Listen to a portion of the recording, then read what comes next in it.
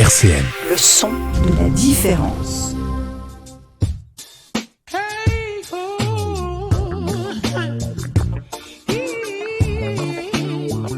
Midi 30, le micro déconfiné avec Lionel sur RCN. Bonjour à tous, chers auditeurs, chères auditrices, et bienvenue dans votre émission préférée, le micro déconfiné, le dernier micro déconfiné de la saison. Vous voyez ce vieux disque de jazz rayé, conservé dans une pochette cartonnée et vêtu d'une robe de poussière qu'on trouve par hasard un dimanche dans le grenier de ses grands-parents. Ce cercle noir en plastique provenant de l'éthylène qui contient en son sein tant d'émotions. Si, mais vous savez, cet objet qu'on fétichise tant et qui revient à la mode vintage depuis quelques années, eh bien aussi volubile soyez-vous, il vous procure des sensations du domaine de l'ineffable, de l'indicible. Pourquoi dansons-nous donc lorsque quelques notes de musique parviennent à nos tympans? Et puis même lorsque nos corps ne se meuvent pas, il peut arriver que l'on esquisse un sourire. Alors là, ce sont nos lèvres qui frétillent, qui swingent. Il peut aussi arriver que quelques perles lacrymales se mettent à valser sur la piste de nos joues. Pendant ce temps-là, le disque se fait allégorie de notre planète et continue à tourner. Et pour le coup, c'est lui qui danse. Par son sempiternel mouvement rotatif sur la platine, il semble perpétuer un zouk. Le vinyle est précieux, il épouse la platine et c'est sans doute pour ça que l'objet qui matérialise leur union est appelé le diamant. Et si finalement le DJ n'était qu'une sorte de prêtre, un officiant venu prêcher la bonne mélodie afin de garantir que cette cérémonie se déroule religieusement bien. Notre invité du jour est là pour nous donner quelques éléments de réponse. Laurent, comment vas-tu ? Super bien, bonjour Lionel. C'est un plaisir de t'avoir aujourd'hui. C'est vrai que t'as fait la matinale aujourd'hui. J'ai fait la matinale. C'est ta journée RCN. Bon, en quelque sorte, voilà. Mais c'est plutôt celle des auditeurs puisque le concept est autour de leurs envies. Le philosophe Nietzsche disait que la vie sans musique est tout simplement une erreur, une fatigue, un exil. Laurent, qu'est-ce que la musique peut créer ? La musique peut créer énormément de choses. Je pense qu'elle peut être le partenaire idéal dans beaucoup de situations, qu'elle soit positive ou négative. La musique est pour moi un compagnon de tous les jours. Est-ce qu'au fond, avec la musique, tu ne te sens jamais seul ? Ouais, c'est ça, la musique nous accompagne, donc voilà, et elle est là lorsqu'on en a envie, et elle peut disparaître lorsqu'on en a plus besoin, mais en fait, voilà, elle est là lorsqu'elle est là. Comment est née chez toi cette passion, cette envie de faire de la musique ? Alors la musique, c'est venu très jeune, dans la partie animation, avec voilà les fêtes familiales, où j'étais toujours intrigué, intéressé, et voilà. C'est né comme ça, les sons, voir que les gens voilà étaient de bonne humeur, que la musique nous accompagnait, des fois dans des moins bons moments, mais voilà, et je me suis rendu compte que ouais, la musique était un fabuleux outil pour communiquer. Et on va se projeter un peu dans le passé, tout petit. C'est quoi ton plus vieux souvenir musical, quelque chose qui t'a marqué dans ton enfance ? Je pense que c'est Pierre et le Loup, en fait, qu'on écoutait à l'école quand on était petit. C'est le début de la décomposition des différents instruments et on se rend compte qu'avec tel instrument, on peut donner telle émotion et ainsi de suite. Ouais, je pense que Pierre et le Loup, c'est un peu le plus vieux souvenir que je vais avoir au niveau musical. Et aujourd'hui, la musique, ça représente quoi dans ta vie, dans ton quotidien ? Ma musique m'accompagne tout au long de la journée. Voilà, je travaille dans différents établissements et il y a toujours de la musique, donc voilà, elle fait partie de mon quotidien. Et quand je peux la transmettre ou la partager, voilà, je mets en place des concepts, des projets pour partager avec les gens qui ont envie de se faire plaisir et donc d'écouter de la musique. Ça t'arrive de faire des journées sans musique ? Ça ressemble à quoi une journée sans musique ? Une journée off, ouais, ça peut arriver quand même. Mais en fait, c'est la musique du silence, de l'apaisement. Voilà. Il y a toujours des bruits environnants. Le calme absolu n'existe pas. Je pense même que ça ferait bizarre si on était un jour plongé dans un silence total. Il y a eu une expérience récemment où on a plongé des personnes dans un studio où il y avait aucun son. Alors, il y avait de quoi devenir fou apparemment. Oui, ouais, j'ai entendu parler de cette expérience effectivement. Et donc voilà, donc on se laisse bercer par les sons les sons quotidiens. Et donc voilà. Mais oui, il peut y avoir des journées off où on a besoin de se reposer. Donc voilà, il peut y avoir une musique pour nous accompagner, mais il peut aussi ne rien avoir. Est-ce qu'il y aurait moyen que tu nous montres un peu comment tu peux nous bercer avec tes platines? Je vais te laisser t'installer et puis Et ben je vais m'installer. ok, on va démarrer une petite session musicale. Donc si vous regardez, on est en direct, hein, il est 12h05 sur RCN 90.7. Si vous nous regardez sur Facebook, vous pouvez voir le joli bar à vinyle de Laurent qui est en train de s'installer. Si vous nous regardez aussi en direct sur YouTube, vous le verrez, ce bar fait en bois, en palette, et Laurent qui se dirige avec une platine de son choix et qui pose le diamant et son casque sur les oreilles. On va l'écouter tout de suite.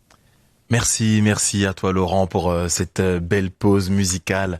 Et on a écouté du Jamiroquai et il me semble que c'était Norah Jones. Exactement, c'était bel et bien Norah Jones. Norah Jones, quel est le titre du morceau que tu nous as diffusé? Je te le redirai après. On trouvera. Oui, On tout le écrit sur trouvera. les pochettes. Ça fait Exactement. partie de l'aventure en fait. Voilà, un vinyle, un album, c'est une histoire avant tout.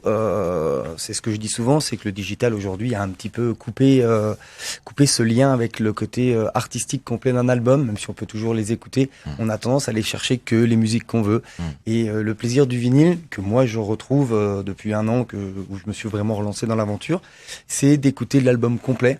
Et du coup, l'album a toute une histoire, une chronologie, et voilà, on peut redécouvrir des artistes différemment ou mieux comprendre certaines chansons grâce aux albums complets. Donc c'est la force pour moi des vinyles, et la pochette en fait partie puisque elle a un design, elle a une histoire, et voilà.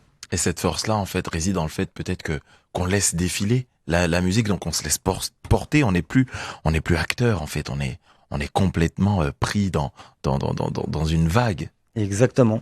Alors voilà, on laisse le fil, le sillon se dérouler sous le diamant, et effectivement, voilà. Alors il y a des albums qui sont enchaînés, il y en a d'autres qui sont pas, donc on peut avoir les petites pauses musicales ou avoir carrément.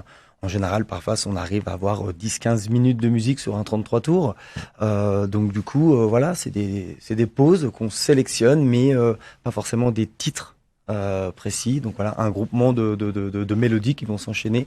Et moi, dans mon concept, il y a quasiment que des albums ou des singles. Donc du coup, il y aura pas de compilation, de best-of. Donc on garde vraiment l'âme essentielle de l'artiste quand on sort le vinyle. Ça va pas être une compilation. À part quelques, on va dire, compiles qui sont bien ciblés jazz ou rock'n'roll, où là on va retrouver les grands noms de ces styles musicaux. Alors, justement, quel est toi ton rapport avec l'objet vinyle? J'en parlais dans l'introduction. Il y a parfois une espèce de fétichisation de ce bout de plastique, parce que c'est un peu une Madeleine de Proust. Est-ce que toi t'as ce rapport-là à l'objet? Pas forcément. Après, j'ai toujours connu le vinyle. Je suis né, il n'y avait que le vinyle. Même, on va dire que voilà, mon père nous faisait passer de la musique sur des bandes magnétiques, les vieilles grosses bandes magnétiques. Il avait un gros magnétophone comme ça, en parallèle du vinyle. Donc, ouais, ça fait partie de mon histoire. J'ai toujours vécu avec le vinyle. Étant jeune, j'avais un manche-disque dans lequel, voilà, c'était le Walkman de l'époque.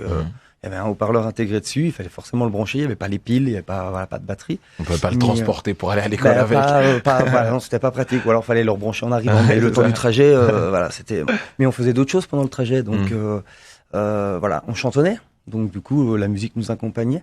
Mais ouais, le rapport au vinyle, ouais, j'ai toujours été connecté à la musique par le biais du vinyle, plus ou moins. J'ai commencé à mixer quand j'ai commencé à travailler dans l'animation sur du vinyle. C'était la grande mode des maxi 45 tours, et donc tout le début de la dance music et ces choses-là où on s'éclatait à pouvoir caler les vinyles, puisque c'était le seul moyen. Voilà, et le réglage de vitesse est arrivé. La transition, le mix. Voilà. Et quel est ton souvenir le plus marquant de cette époque-là, cette époque de DJing, où il fallait vraiment mixer en live, quoi. Fallait connaître ces morceaux, fallait connaître les vinyles, les tempos, limite même des fois la tonalité. Oui, alors c'est toujours le cas aujourd'hui. Les vrais DJ, les vrais passionnés de musique travaillent toujours avec le même rapport à la musique, avec effectivement les tonalités, les rythmiques, les styles musicaux. Après, on peut faire des alliances et marier, remixer les musiques comme on en a un peu envie. Hein, c'est sa touche personnelle. Et mais moi, mon souvenir, ouais, bah, c'est cette période-là, dance music, au moment où, voilà, à 17 ans, où j'allais un peu en boîte et je voyais les DJ qui faisaient danser tout le monde. Et puis on se prend au jeu, donc on prend la platine vinyle de papa, on prend la platine vinyle de copain, on achète une petite mixette et puis on commence à essayer de faire des trucs. On se rend compte très vite que la technologie est quand même utile parce qu'on a besoin de ce fameux pitch qui règle la vitesse, qui est au passage comme ça une création d'un ancien, le pitch. Ah bah ça c'est une bonne information. Et ouais, c'est un magasin qui existe toujours sur Nancy, un fournisseur, et le créateur de ce magasin-là en fait est le créateur du pitch et donc de ce petit curseur qui nous permet de réguler la vitesse de la musique. Après, par le coup, il y a eu le réglage de la tonalité qui bouge pas, qu'on peut bloquer, et ainsi de suite. Donc il y a eu des évolutions. Mais ouais, mon souvenir commence là, à ces premiers vinyles que j'ai achetés moi-même dans le but de les associer, de les marier, de les mixer. Et allez, ta première soirée? Ma première soirée, que je qualifie moi être ma première soirée, parce qu'il y en a eu plusieurs, mais ma première soirée, c'est la première soirée où on m'a dit, est-ce que, donc c'était un ami pour l'anniversaire de ma sœur, est-ce que tu peux venir mixer, enfin voilà, faire le DJ. Et donc voilà, donc j'avais 16 ans. Et ouais, donc c'est ma première, on va dire, vraie prestation 100% live où on se lâche et puis bah voilà, on essaye de faire plaisir. Comment ça s'est passé ce soir-là? Et ben ça s'est super bien passé. C'était une petite soirée anniversaire avec une trentaine de personnes, donc vraiment le truc à la cool. Et mais c'est un peu le déclic. C'est ce qui a fait que toute l'aventure a commencé et s'est développée par la suite. Voilà, c'est mon point de repère, c'est mon démarrage. Et c'est quoi le bar à vinyle? Le bar à vinyle, c'est un concept qui est revenu il y a 1 an et demi maintenant, enfin pendant le confinement. On s'est posé avec mes collaborateurs à se dire qu'est-ce qu'on pourrait proposer de différent, de nouveau, et surtout moi revenir un peu dans le milieu de l'animation. Ce rapport avec le public s'accentuait avec le confinement. Voilà, par des choix personnels, j'avais réduit un peu le côté animation. Et j'avais envie de retrouver ça. Donc du coup, voilà, je me suis posé, j'ai réfléchi, j'ai feuilleté sur Internet et j'ai trouvé ce concept qui existe ailleurs en France, qui n'était pas développé sur Nancy ou légèrement. Et je me suis dit, ouais, ça colle à mon éthique, à ce que je sais faire, à ce que j'ai envie de partager, à ce que j'ai envie de recevoir. Et voilà, donc on en a parlé un soir. Ils m'ont dit ouais, t'es sûr, c'est quoi ton truc? Le lendemain, je leur ai montré des photos, des petits croquis de ce que je voulais mettre en place. Ils ont dit ah ouais, ça a l'air pas mal. Et puis je crois qu'à 14h, je sortais de chez Leroy Merlin et à 16h, le bar à vinyle était monté. Voilà, donc ça s'est fait en 2 jours. Incroyable. Et après, on a fait évoluer le concept en se disant voilà, quel style de musique on va mettre, qu'est-ce qu'on va proposer. Et donc l'idée est venue de laisser les gens totalement choisir leur playlist. Donc en fait, ils fouillent comme un peu dans une brocante, on vient chiner, on vient regarder, et quand on trouve le titre qu'on a envie d'écouter, ben on me le donne et moi je le joue pour eux. Donc je suis que l'exécutant des émotions des gens en fait, voilà, d'un souvenir, d'une belle histoire, d'un coup de cœur, voilà. Donc les gens peuvent s'exprimer à travers la musique et voilà, donc c'est leur intimité qu'ils exposent, leur envie du moment. D'ailleurs, c'est ce qui a marqué sur devant ton bar, il y a écrit choisissez un disque, je m'occupe du reste. C'est quoi le reste? Et ben le reste c'est juste faire vivre la musique. Voilà, par elle-même, elle s'exprime. Moi, je suis là pour l'accompagner, pour vérifier que qu'il n'y ait pas juste un problème technique et que le son soit agréable. Je peux par moment effectivement reprendre la main parce que on va pas forcer les gens non plus à choisir. Voilà, j'ai par ma culture musicale la possibilité de choisir des trucs. On parlait tout à l'heure, voilà, j'avais calé Jamiroquai dès le début, et tu m'as dit, voilà, comment t'exprimerais ce côté un peu calme de la musique pour une entrée en matière. Instinctivement, tu vois, j'ai changé, j'ai sorti le Norah Jones et j'ai calé Norah Jones parce que ça collait mieux au moment que pour moi, me proposais à ce moment-là. À cette émission, quoi. Voilà, par rapport à ce qu'on venait de dire. Donc voilà, ça va être ça mon rôle, c'est de m'initier entre les choix des gens pour faire une continuité musicale et que le fil se continue. Et t'as une collection pléthorique de vinyles. Comment tu chopes tous ces disques? Comment tu l'as construit? Eh ben, c'est du chinage. C'est ça. On chine, on se promène, les brocantes quand il y en a. C'était pas évident ces derniers temps, puisque j'avais complètement arrêté tous les vinyles. J'en avais une petite collection, mais du coup c'est pas gênant parce que j'ai complètement changé de style de vinyle. Et j'avais des vinyles qui permettaient de faire la fête, de danser, de s'ambiancer, qui étaient plus portés pour le monde de la nuit. Et là aujourd'hui c'est un concept qui est plus posé pour un cocktail, un vin d'honneur, une inauguration de voilà, peu importe, un séminaire, des choses comme ça, sur un créneau qui peut durer 2-3 heures par exemple. Donc on n'est pas du tout sur la même vibes, on n'est pas là pour faire forcément danser les gens, on est là pour les accompagner sur leurs choix musicaux. Donc les vinyles, par définition, n'étaient plus du tout les mêmes. Donc voilà, je me suis refait une collection complète, ça fait 1 an que je chine un peu partout, et voilà, et je vais du jazz, de la soul music, les bases de la musique d'aujourd'hui, je voudrais dire, en passant par le rhythm and blues, du rock and roll, de la funk, du disco, et puis après j'ai fait un bond où j'évite un peu, même si ce matin et voilà, Thomas a réussi à trouver années 80, un années 80, voilà, il y en a quelques-uns qui sont là quand même, mais ça fait partie du jeu.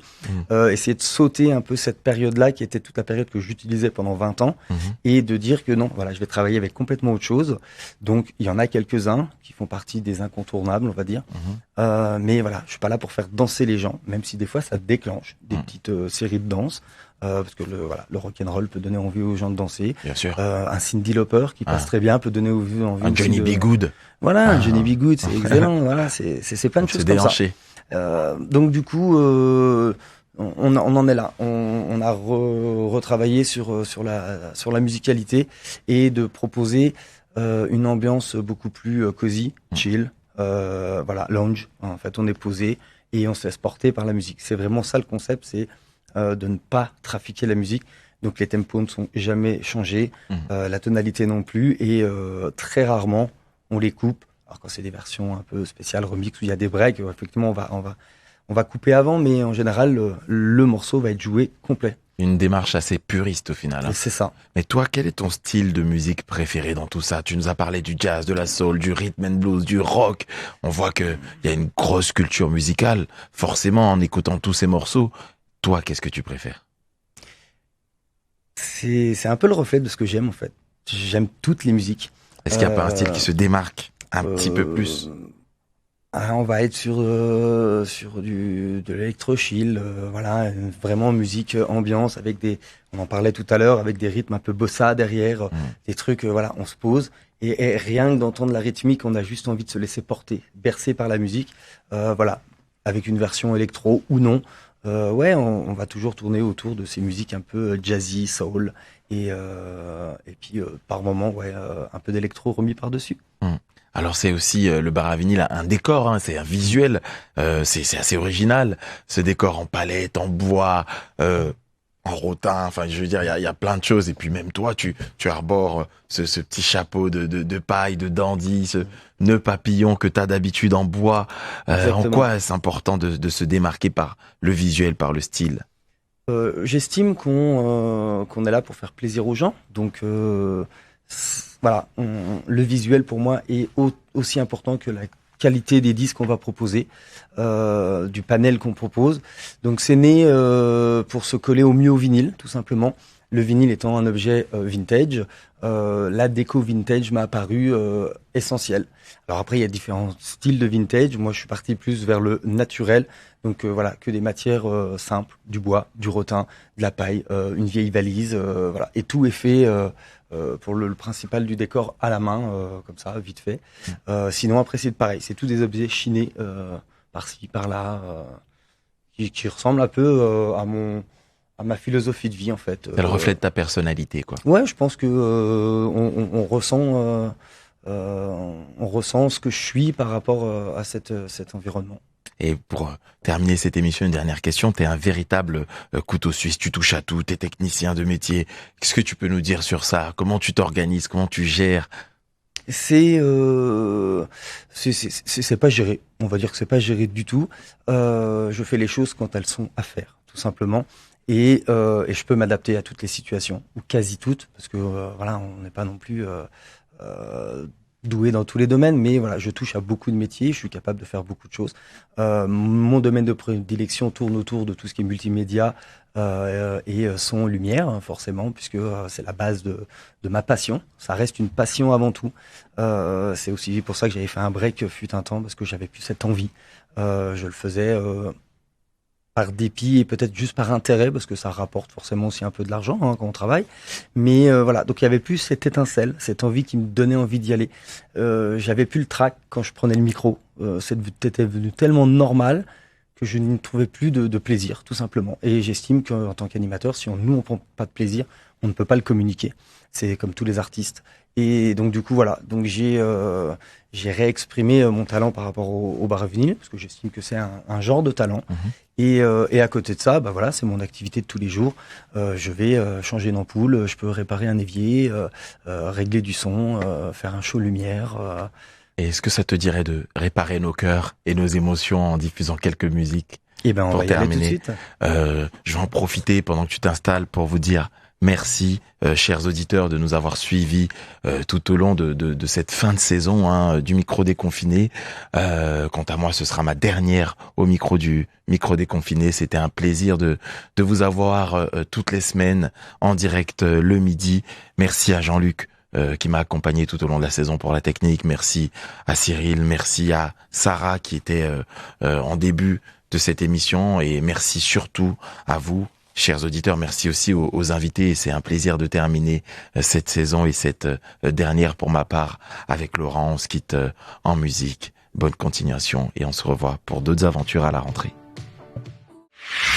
RCN, www.rcn-radio.org